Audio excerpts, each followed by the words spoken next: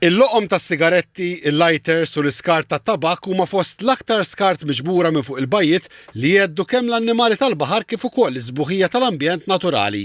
B'risposta għal dan tħabbar proġett pilota maħsub biex nieħdu ħsieb l-ambjent marittimu tal-bajjiet kif ukoll tas-saħħa pubblika. Għal dan il-għan, mill-ewwel ta' Jannar li ġej it-tipjib fil-bajja tal-Mixquqa jew kif inhi magħrufa aħjar Golden Bay f'Malta, u fil-bajja tar-Ramla l-Bħamra f'Għawdex se jkun projbit ħlief għal f'żoni żgħar immarkati apposta fejn se jkun hemm ashtrays li jitnatfu kontinwament.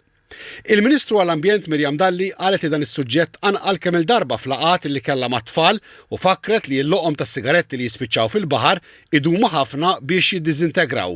Għażilna għajn tuffiħa f'Malta u r-Ramla l-Ħamra f'Għawdex għaliex dawn huma bajjiet li huma parti minn Natura 2000 huma bajjiet li għandhom il-Blue Flag huma bajjiet li huma mfittxijin sew fis-sajf u anki fix-xitwa.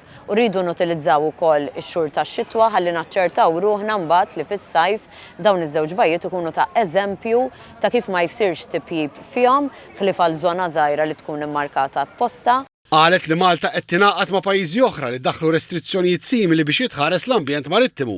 Għall-Ministru tas-Saħħa Joe Etienne Bela din il-miżura tilħaq mira oħra importanti.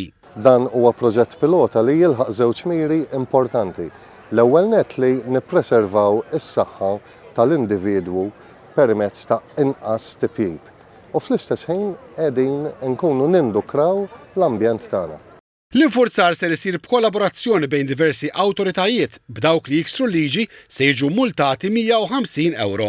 Din il-miżura tħabbret f'attività pubblika f'Birżebbuġa organizzata mill-Ministeru għall-Ambjent b'kollaborazzjoni mal-Assoċjazzjoni Maltija tal-Futbol li immarkat l-għeluq tal-kampanja Saving Our Blue għal dan is-sajf li issa intemm. L-attività servit ukoll biex tnedew il-jiem ta' azzjoni għall-iżvilupp sostenibbli ta' Malta bit-tema l-azzjonijiet tiegħek il-futur tagħna li jibqgħu sejrin sa 8 ta' Ottubru.